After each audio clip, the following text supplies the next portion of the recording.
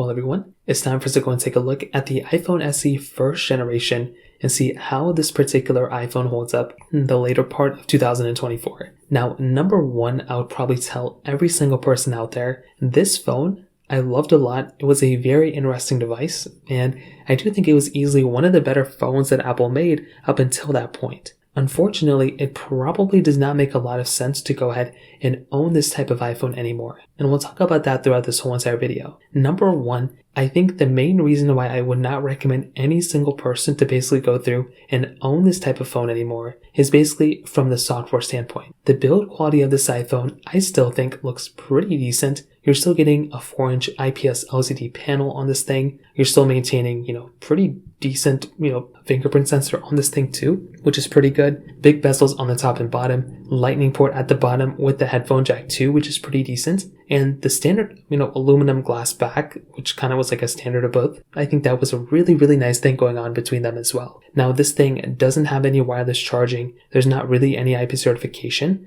It's an outdated display, outdated panel, outdated everything about this phone. But I still think owning a phone like this isn't really, from a build quality standpoint, it's a small phone that some people may prefer. And I think that could be a nice thing going on for this phone. However, my issue with this type of device is that if you are planning on getting it, the lack of the newer features that we have on a lot of newer phones, even like wireless charging, this phone doesn't even have that. And that is, in my opinion, kind of a downside going for it. So this is without a doubt a very, very important thing to kind of keep in mind within this type of device. Now, on top of that, I think another very important thing to keep in mind here too with this type of phone is the fact that with the iPhone SE first generation, the performance of this iPhone really isn't that amazing either. So with the iPhone SE first generation, this iPhone is basically giving you that Apple A9 chip inside of it with 2GB of RAM. Back when this phone first came out in 2016, that was actually pretty decent type of performance to have inside of this phone. And I do think this in and of itself, once again, was a really nice thing going on for this type of device.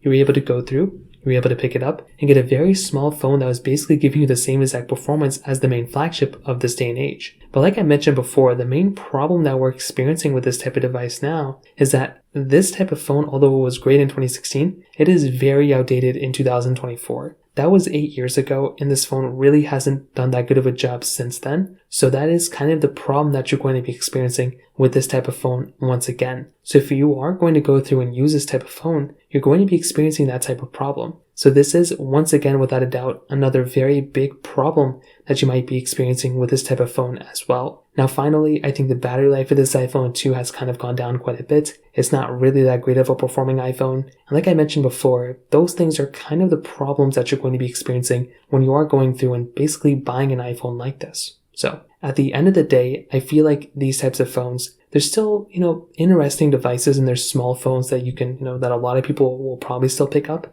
But I'm not really that big of a fan of recommending these types of iPhones anymore because they are outdated and because they're not really going to be giving you any more software updates. So from that side, that kind of covers it up there for the most part. If you have any other thoughts or questions, please let me know in the comment section below. Hit the like button, that would mean so much, but definitely hit that subscribe button. More importantly than everything else, I love every single one of you guys. Hopefully I'll catch you guys in the next video. Peace out till then.